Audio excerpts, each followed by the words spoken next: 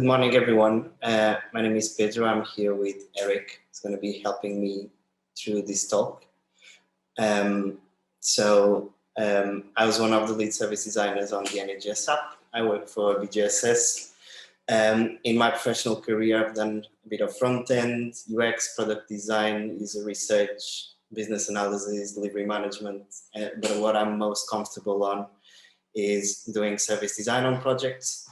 So when I joined BGSS, I was setting up the local chapter in Leeds for Spark, which is the design thinking arm of BGSS, and it's comprised of disciplines such as user research, service design, product design, and strategy. So now I'm in Lisbon in Portugal, setting up the new BGSS office. So that's me. Eric, do you want to present yourself? Yeah, sure. So hi, everyone. I'm Eric. I'm a product designer in Spark, which Pedro mentioned, the design arm of BGSS. And I'm based in Bristol. And I'm just going to be helping Pedro with any questions that come in and sort of managing any queries that come in. So I guess just before we head into the talk, any questions you have, you can leave them in the Q&A, and we'll try to cover a few at the end. You can also, after the talk, feel free to raise your hand if you don't want to type the question out, and we'll try and get everyone's questions answered. And I believe there will also be a part of the presentation where Pedro's going to ask you to participate a little bit by typing out some answers. So if you could just do that in the Q&A as well, that would be great. And I think that's it. So I'll hand back over to you. Thank you, Eric. By the way, Eric is an amazing product designer, so he can do wonders. So I'm going to share my screen now, and we'll make a start.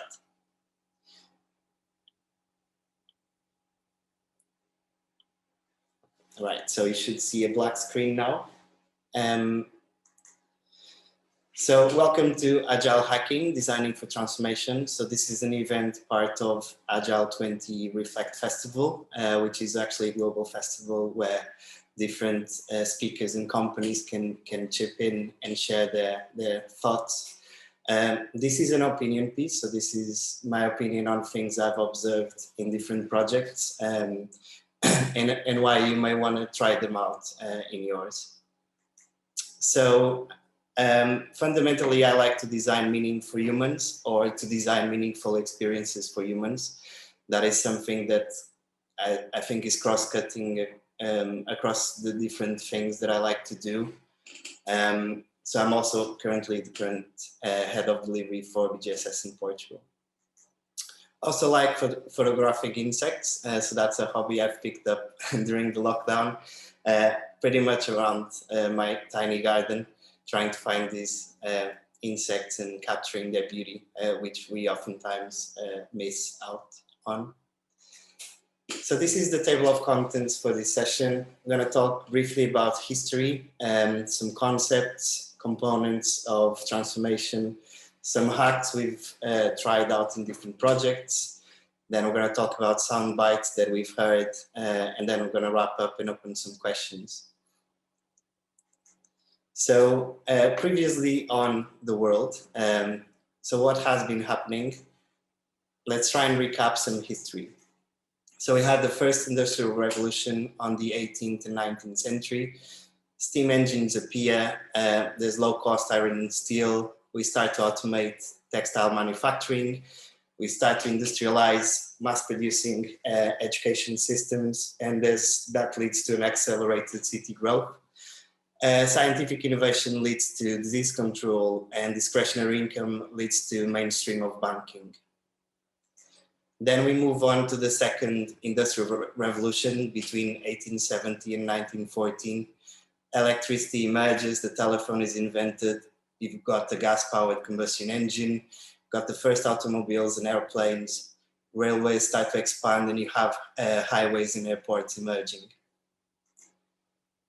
Then we move into the third industrial revolution, circa 1950 onwards. The transistor is invented.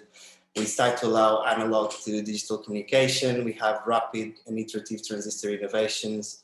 We have the emergence of silicon chips, computing technology, digitization, World Wide Web appears.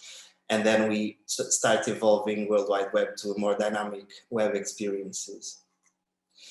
Then currently we are in the fourth industrial revolution, which is today. Technology becomes embedded within society, cities, and the human body. You've got accelerated innovation in robotics, AI, nanotechnology, quantum computing appears, biotechnology, blockchain, Internet of Things, you can print things, 3D things in your house. You've got autonomous vehicles, you've got cloud. But more importantly, you're looking at interoperability, speed. You start to decentralize services, open standards. The income levels start to raise, and you have innovation cutting through bits and atoms. So it is now about velocity, scope, and impact of these changes. We're not here yet. However, there are some themes that we can learn from our history. Each industrial revolution is characterized by one or more step change innovations that catapulted some societies. And the first mover advantage created enormous gaps in access and capitalization of these innovative breakthroughs. So these are the two key concepts that level the play field. You have step change innovation, where a sudden or major change in the way something happens.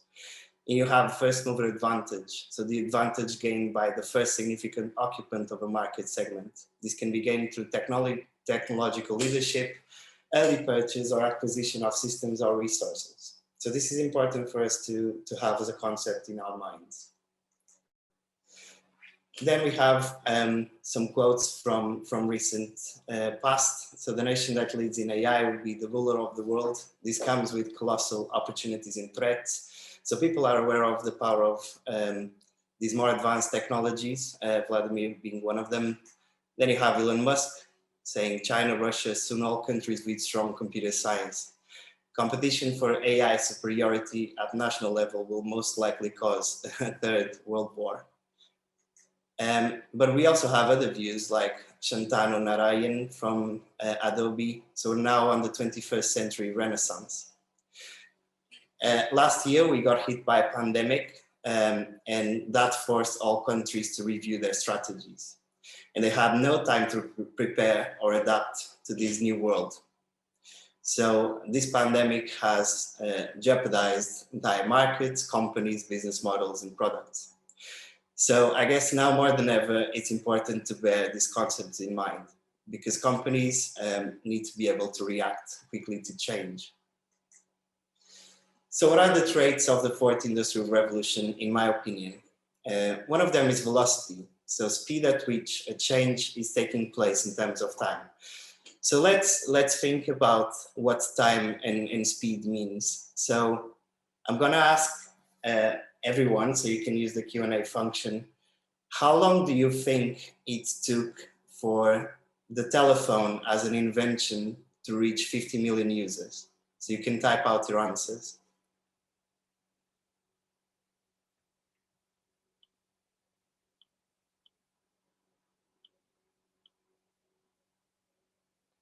Okay, I've got 10 years, 25, 5 years,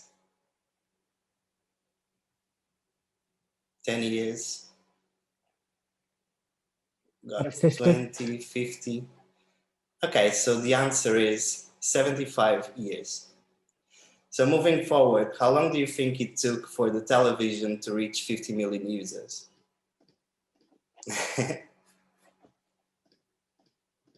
So 12, 5, 25, 10, 22.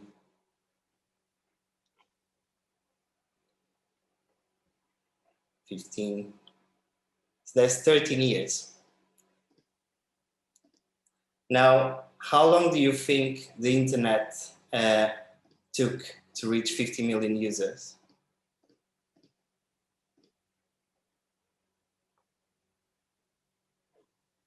Got 2 years, 3 years, 5, 3, 5, 6 months, 3 years. It took 4 years for the internet to cover 50 million people. Now, moving on to more recent, I guess, appearances, how long do you think it took for Twitter to reach 50 million users. Got 2 months, 1 year, 6 months, 1 year, 1 month, 6 months, 4 months, 5 months. So it took 9 months for Twitter to conquer 50 million people. Now, even in more recent times, how long do you think Pokemon Go took to reach 50 million users? Got 2 days, 1 month, 3 months, 2 months, 4 months, 2 weeks, 1 week, 2 weeks. So the answer is 19 days. So this is what we mean when we talk about speed. For any invention, even if it's technology or an app or something to reach 50 million people as quickly, is a testament. So Pokemon Go, congratulations, you just couldn't like hold that crowd for long enough because of technical difficulties in scalability, but it is a feat in itself, and still today no one has been able to reach such a consensual adoption of something as Pokemon Go has. So moving on to the second trait of the fourth industrial revolution, we've got scope. So scope is the extent of the introduced change. So the type of change introduced has to be deep, wide, and expansive. So just think about the breadth and depth of possibilities that today's innovation has and will enable. So scope is important. And then finally, we've got impact. So magnitude of the effect of change. The impact of a rapid change at scale with a wide scope needs to be thoroughly thought through. This is not just about the experience or the technology or the business. This is about ethics as well. It's about meaningful design for change. So one thing that I want everyone to bear in mind is that everything you do may or may not impact a solution. So just keep ethics in mind. We are capable as humans of designing and coding anything, bringing any service or technology to life. So let's keep on talking about ethics because these matter. So in summary, you have velocity, scope, and impact. So actually the traits of the fourth industrial revolution, in my opinion, are comparable to the current global pandemic with a more negative outset. So the pandemic has achieved velocity across the globe. The scope is global and wide and expansive. And the impact is huge because it affects all markets, all countries. It doesn't choose levels of the population, level of income or levels of scholarity or education. It just affects everyone to an extent. So this is something to bear in mind, and another example of how these things happen at scale. So I'm going to introduce some concepts around digital transformation just to separate some terminology. So let's make some distinctions. Digitization is the conversion of analog or physical information to digital formats, whereas digitalization is the use of digital technologies to enable or improve business models and processes. Now, digital transformation in exchange is the coordinated change effort at scale, diffused through all aspects of an organization. It orchestrates all the efforts of digitization and digitalization. So this is just important to understand that digital transformation is more cutting through the entire organization and creating some change. Now, the other thing to bear in mind is that not all companies are at the same level of technological ability and ability to harness what technology can do for the business. So you've got active, engaged, competitive, mature, and native. So a digitally active company uses transactional digital solutions to increase revenue. So they start to implement analytics on their digital solutions. They start to become a bit more agile or changing some of their processes. So they're, I guess, beginning that journey of utilizing technology for the benefit of the core business. Digital engaged then have their solution and processes change through digital. So they start to automate some processes, looking at digital operating models, for example. The digitally competitive introduce technical solutions to forecast future needs or respond quickly to identify gaps. So they start looking at big data, rudimentary AI, microservices architecture, really putting together some keystones in place to utilize technology.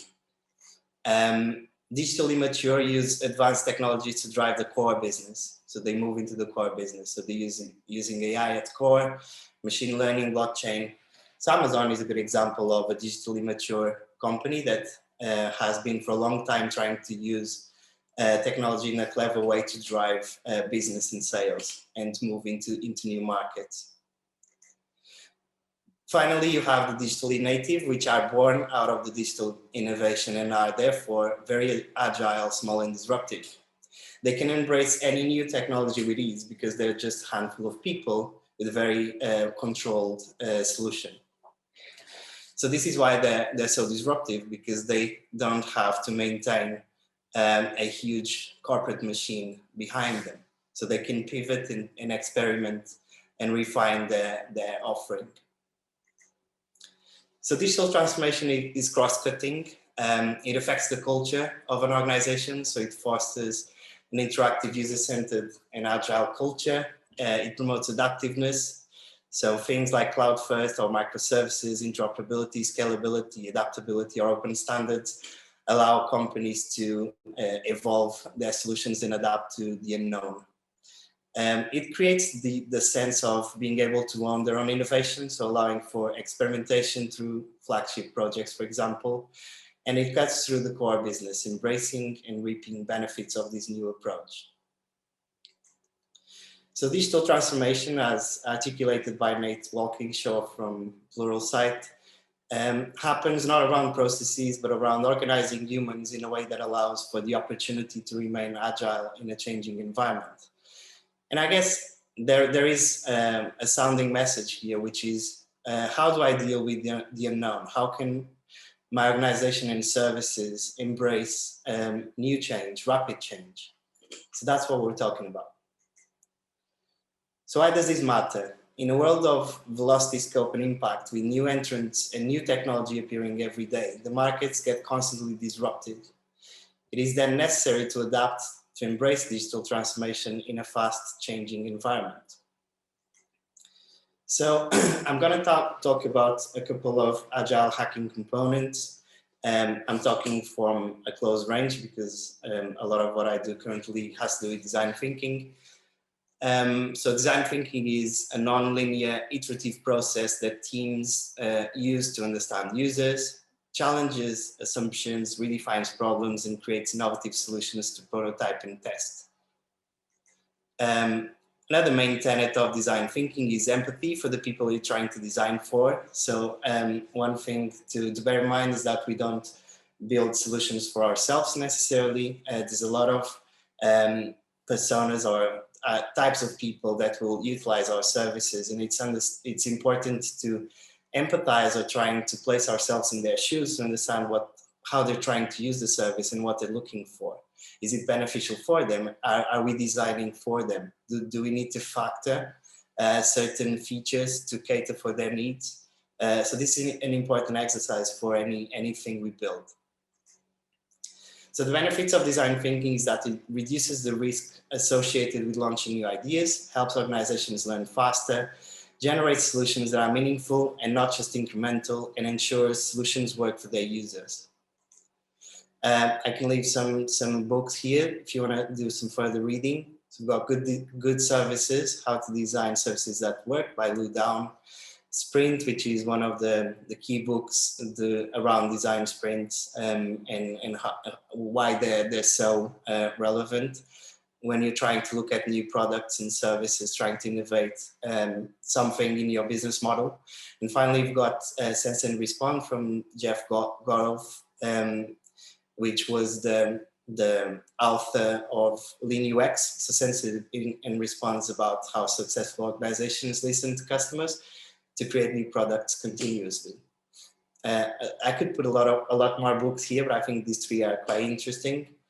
So then another component that I'm very passionate about is service design.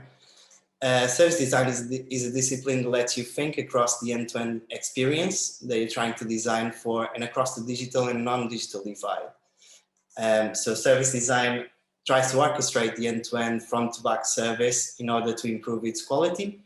And I guess the key message here that service design and other disciplines in a project are trying to do is to break the organizational silos. Because if we can speak with all levels of an organization to try and come up with a solution, then we're going to have some issues. Service design helps facilitate discussions between business, users, and technology through a holistic perspective. So this is a classic analogy. You've got the audience here looking at a play. The front stage is what the users see. So it's the interface of the solutions or apps they interact with. And then on the backstages, there's a lot of systems and people maintaining the information that gets served to this audience. And then you have behind the scenes processes like accounting and setting up time, paying wages, and all that good stuff. So what service design tries to do is to paint this picture and understand where the opportunities, where the pain points are, and what could be added to this to create a better experience for the audience. Common artifact we use and create is a blueprint. Blueprint is comprised of journey steps, needs, there's UI elements, so visual elements of interaction, and then there's underlying technology and actors. But for us to create a blueprint, we need everyone. So we need a multi-skilled team. We need designers, researchers, consultants, technical architects, business analysts, testers, developers, for example. So everyone should be a part of this construction. This is not someone going into a bunker to create the service blueprint of to-be service, for example. So service design plays a key role in orchestrating digital transformation, or can play a key role. In the same way that a technical architect oversees logical architecture and a tech strategy, the service designer tries to ensure the service is thought through across each layer and actor, exposing key improvements and supporting the roadmap for transformation. So another agile hacking component I would like to talk about has to do with strategies and approach. So this is internally what we call a design thinking anthem. So the exercise here is a group of people start with a problem. They'll diverge to look at all the potential origins of a problem, and then they'll converge to a more detailed version of what that problem is with much more information. So if we take this mental exercise and activities, you can create a molecule. So you can use this approach to define the right problem, adding much more context to it, but also to design the right solution. So instead of just going and designing one solution and going ahead with it, you can experiment and create a lot of prototypes, versions, approaches. You can test stuff and then converge them all into a stronger solution that has tried multiple paths to serve the needs of its users. So then with a molecule, you can create a particle of agility, or trying to blend design thinking into agile. So this is not straightforward. The two disciplines lend themselves to work together, but you kind of need to think how they work together. All this is trying to do is to move from uncertainty to clarity in what you are delivering as a solution or a stronger, more compelling service. And this is where I think transformation can occur, is when you have three dimensions playing in the same level. So you've got business, technology, and users all working together. If you don't have one of these dimensions, what happens is that the solution becomes too tech-driven or just business-driven, ignoring all technology. And if you just focus on the users, you get an endless backlog and a wish list, and you just can't solve anything. So you need to really try to balance out the opportunities that technology brings you what the users are saying and reacting to, and what are the objectives of the business in its entirety. So that's what I think that can lead to stronger products and services. Now, wrapping this, you've got product owners and leadership teams that are driving a vision, some goals, and really letting the product overcome key decisions. And then at the bottom, we've got delivery managers, which are looking at roadmap, metrics, milestones, and keeping everyone ensuring that the product reaches bay and it materializes into an actual service. The other thing I'd like to talk about is rhythm. When you are delivering something or building something with different, I guess, disciplines, you need different rhythms to exist in a project, but they all need to reach the same destination together. So this leads to the core of the talk. So what is Agile hacking from my perspective? Agile hacking allows for a more effective attempt at carrying out digital transformation in organizations. And Agile can sometimes be too tech-focused, and organizations can sometimes be too siloed. Trying to blend design thinking into this, although being relevant, requires some thinking and some fine-tuning. So let's call these hacks that we've tried in different projects. Disclaimer, these hacks are a collection of learnings from different projects and may not be applicable to your particular reality, so proceed with caution. These are not like rules that are set in stone that always work. You kind of have to test them out if you want to. So hack number 0, we are designing for humans. So user-centered approach requires buy-in from the organization. You can't have user-centered products if you don't have a user-centered mindset. And at the end of the day, if you're building something that has an end user, you should really understand how they consume your services. Then this is an example of a really interesting product team to consider, where you have all these disciplines, as an example, working together, thinking about a product. So a service designer presenting the holistic view of trying to stress test what the service can do for its users. We've got business analysts deconstructing everything into requirements and really adding the stories to go into production. You've got user researchers looking at testing things with the users, data science showing the value of data and how data can be harnessed to build a stronger experience and to build insights back to the business. Content designers really thinking about what the content should look like, and UX designers or product designers really focusing on what the solution looks like in terms of them engaging with the users. So if you have something like this, you can have really strong and compelling narrative and a strong compelling service. Now, I understand this is a luxury in a lot of projects, but at the same time, because I've seen it, I can tell you that this is quite powerful. Then this is one example of classic complex delivery models where you have a lot of things to deliver. So you've got typically 2 approaches. You have individual dev cells, so cells with, or teams with developers working on a solution. These may be like so, but they can also be blended. So you can have testers and DevOps inside these cells. But this is just one example.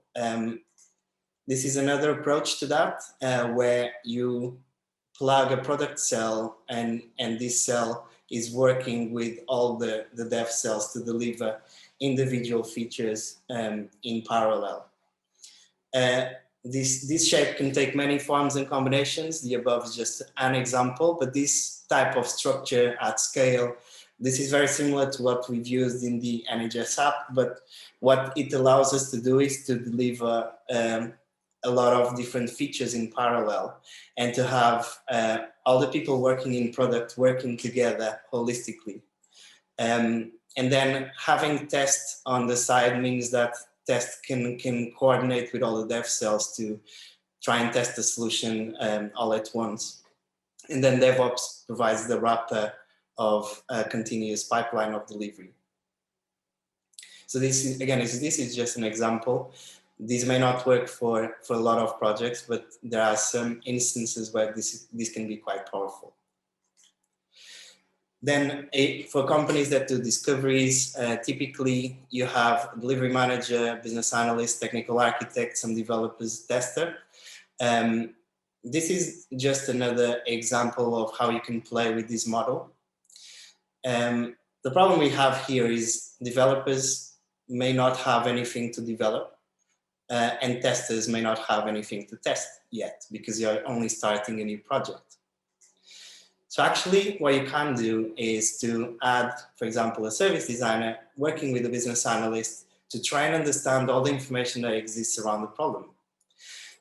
And then you can plug a technical architect to start looking at how this information affects technology, what is the overall architecture that exists around this solution, and where the opportunities are.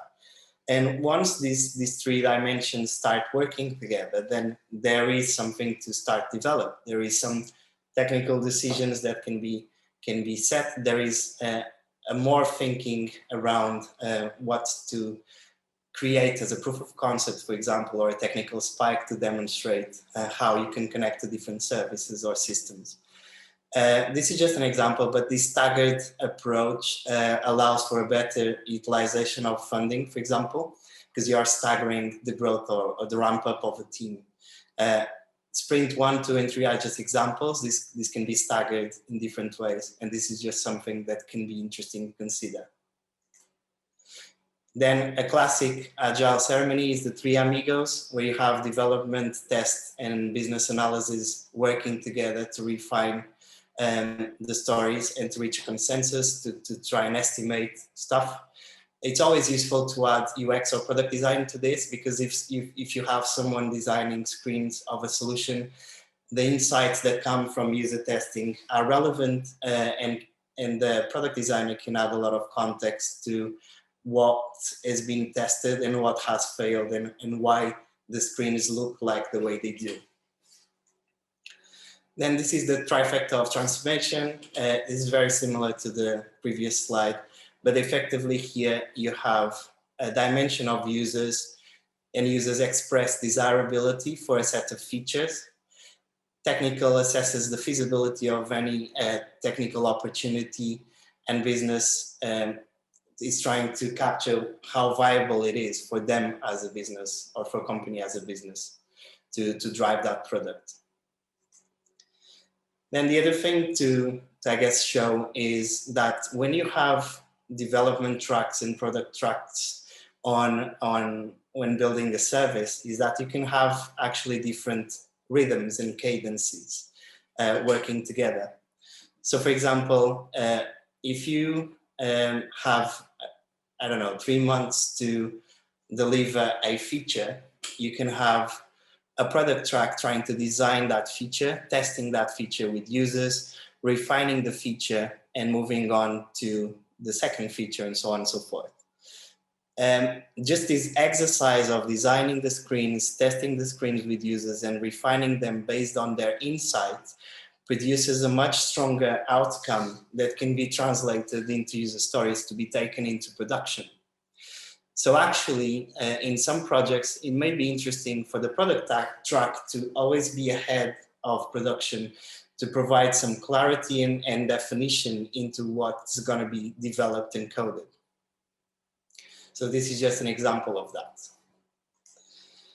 Then this hack is a collection of micro hacks, but it's effectively blurring the lines. So if there is a coded prototype, try to match it to production environment practices to promote any code reutilization. So if there's anyone coding a prototype, get them to code using the best practices of what you would or how you would approach it in production. So this means if you're coding front end and you're using, you could be using Sass partials instead of CSS, or any good practice that would be taken in production to allow for code to be reutilized.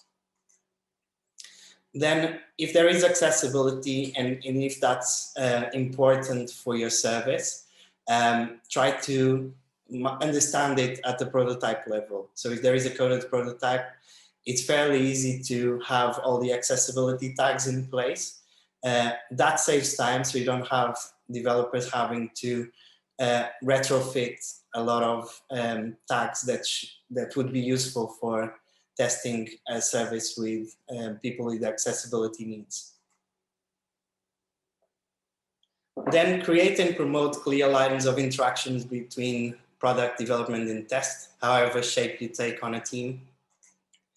Try to involve everyone in user testing sessions. There's nothing better than seeing your users really struggling with your product, the thing that you're really proud of, and learning with that and understanding that this is not about what you want and you like, is about what tests well in user testing sessions. If users cannot get it, then they won't get it, and you have to change it. And that requires that everyone drops their egos and starts to focus on what's really useful for the users. So if you have a prototype, make sure you have a locked version for development so that you have clarity on what is ready to be developed and what's still being tested. So what are concepts and what's the thing that has been tested and validated. Always report insights and decisions to the development team. So if you've tried a concept, it didn't work, and now the front end looks like something else, try to explain what happened, because that is important for everyone. Everyone in a project should have clear levels of information and similar information.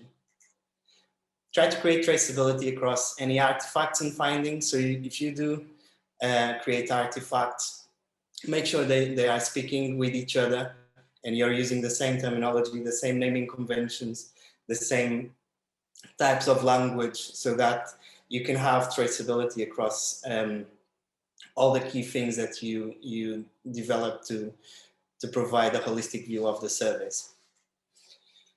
Then the other thing to bear in mind is if you have user researchers and they have a calendar of how often things can be taken into user testing, that kind of sets a rhythm for how many times you can iterate and create new screens. So that rhythm is important because it really tells you how many times you can test something and change something. So this is just something to bear in mind.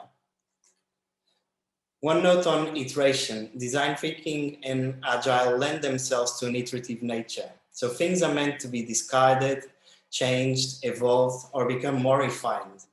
The key here is trying to reduce any technical debt and the cost of this iteration. So if we're designing a set of screens for a service, we should already have agreed what the core backend functionalities are. So those shouldn't necessarily change. It's more the front end that may get more refined. So as long as we have all these things in mind, we can iterate and evolve the product over time. Then one note on MVPs. So minimum viable products are meant to evolve, to continuously improve. The same applies to product team's remit or the project's remit.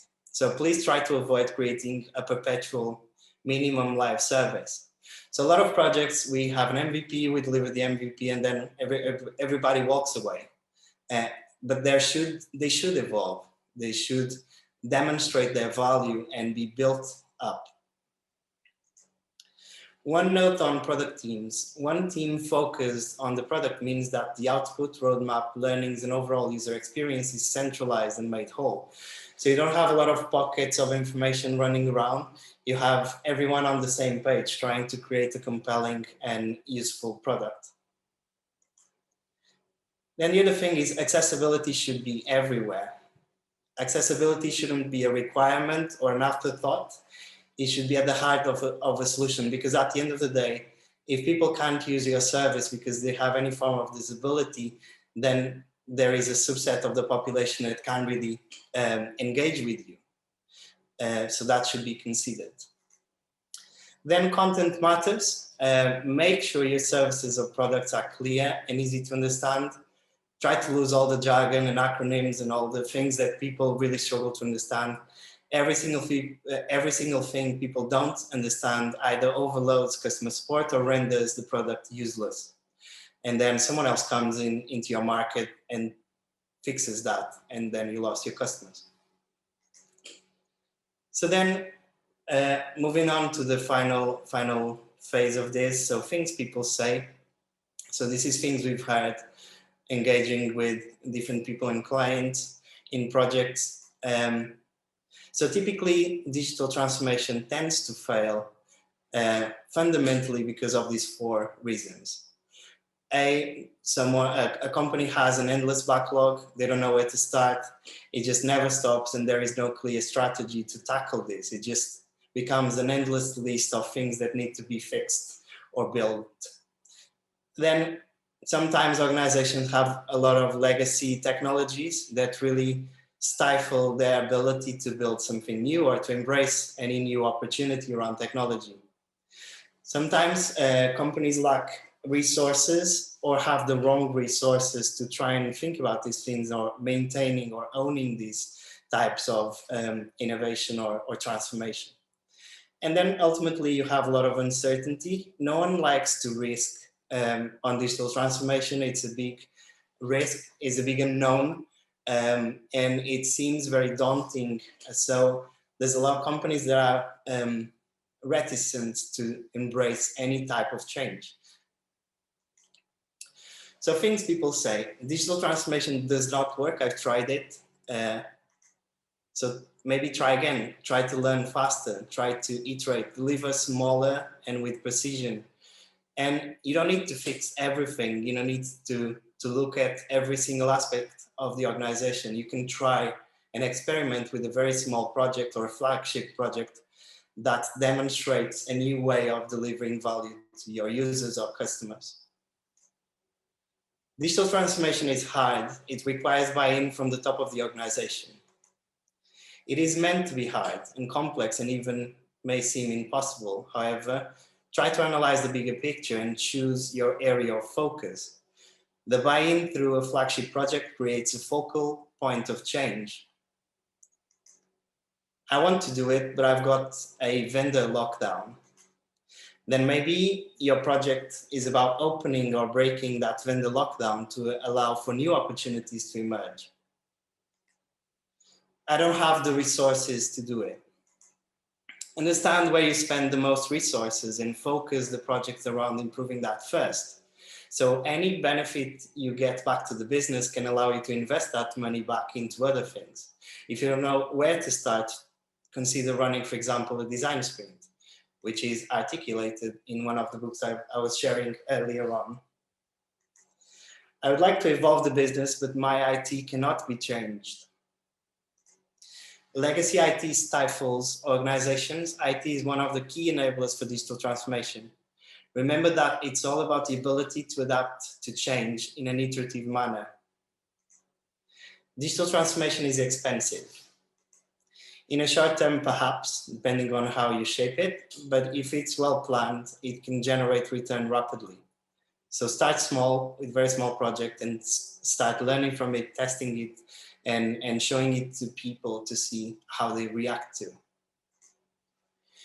You don't need to speak with our staff, just make our products look good. So this is a funny one. Good user experiences are as much about customers as they are about internal staff. Remember, it's about the end-to-end, front-to-back experience, irrespective of silos. A good example where this happens a lot is in banks. So when you look at banks, you have mobile applications and websites that look really good most of the times. But then when you're at the counter in a bank and you're speaking with a bank assistant and they're entering their internal systems and you take a look at what they're looking at, most of the times it looks very dated and hard to navigate. And this, just this alone creates a lot of efficiency loss in the way they can react to customers and the information they have available. So just fixing that alone could create a much better experience for the customers inside the banks, as an example. I don't need AI. And you may be right. Digital transformation is not about the latest tech trends. It's about solving complex problems that bring benefit to the business and its users. In your context, that may or may not be achieved through AI. AI is just one of many options and opportunities that can be harnessed. Our users need our service. We've got them all under our subscription. Monopolies do exist, but good user-centered solutions can swipe your market overnight if you're not careful.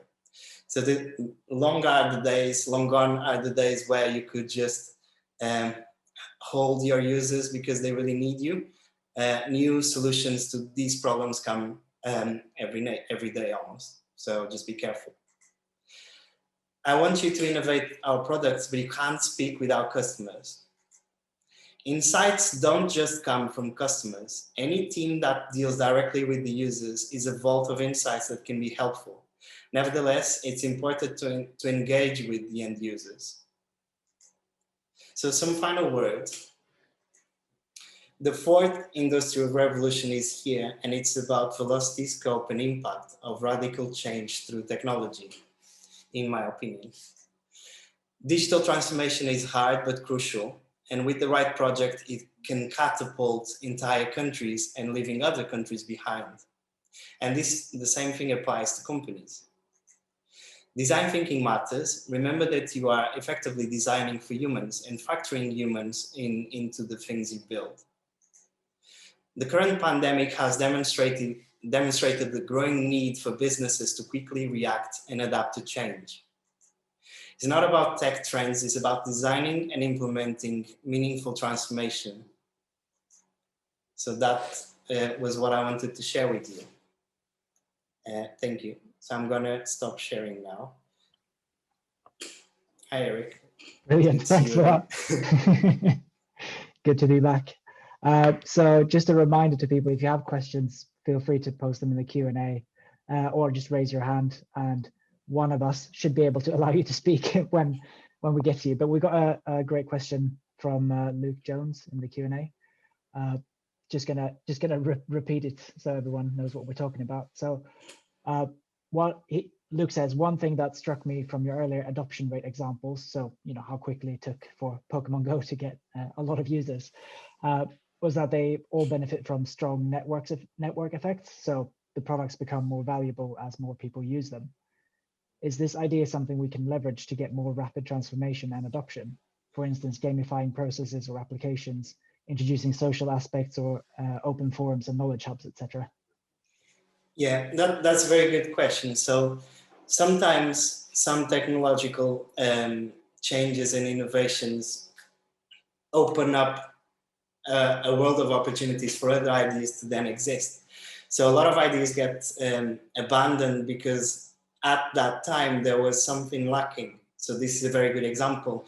When you have countries with good network connections and good access to network, then you can pass much more data through the phones, which means that you can do much richer experiences. So there is something there around piggybacking on key technological changes and trying to embrace that. But you're right.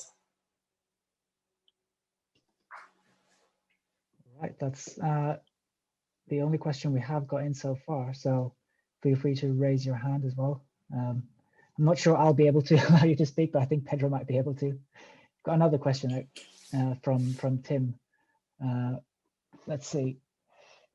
So he says, great presentation, brings together everything we've been doing with innovation in the past couple of years. It also really fits with the work being done by Spark on how to experiment to drive value with feasible, viable, and desirable. Thanks, Tim.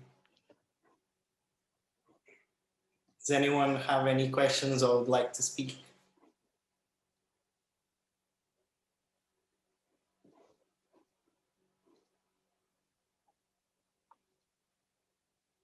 Yeah. So I think that was it, really. So unless anyone has any other questions, we can give you back some 7 minutes.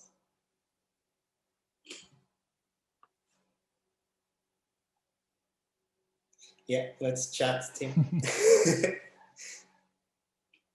All right, I think that's it. Thanks, Amanda. Cool. So we're gonna close the session now. Thank you, everyone, for being a part of this, and we'll see you soon.